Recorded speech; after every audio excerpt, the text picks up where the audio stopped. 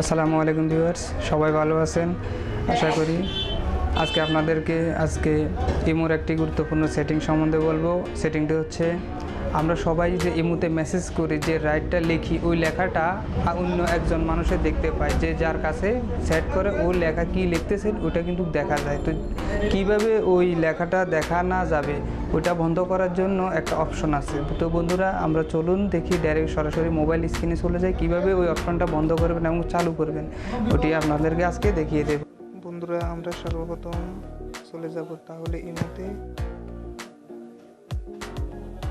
পরবর্তীতে আমরা বাম পাশে নিচে যে 3 ডটের যে লেনটি আছে ওইটাতে চলে যাব।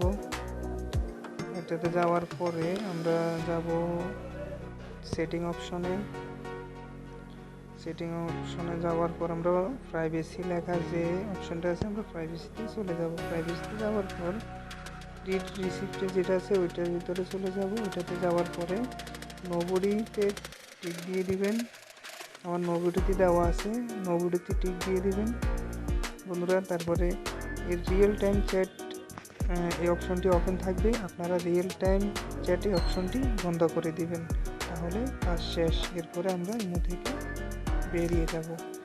এরপরে আপনারা যে কোথাও চ্যাট করে আপনারা দেখতে পারেন। আমরা এখন সরাসরি বেরিয়ে যাব। আর আপনারা সেটিংটা করার পরে আপনারা ট্রাই করে যে কারোর সাথে দেখতে পারেন। আর যদি কোনো ধরনের সমস্যা হয় অবশ্যই আমাকে কমেন্ট বক্সে কমেন্ট করে জানাবেন।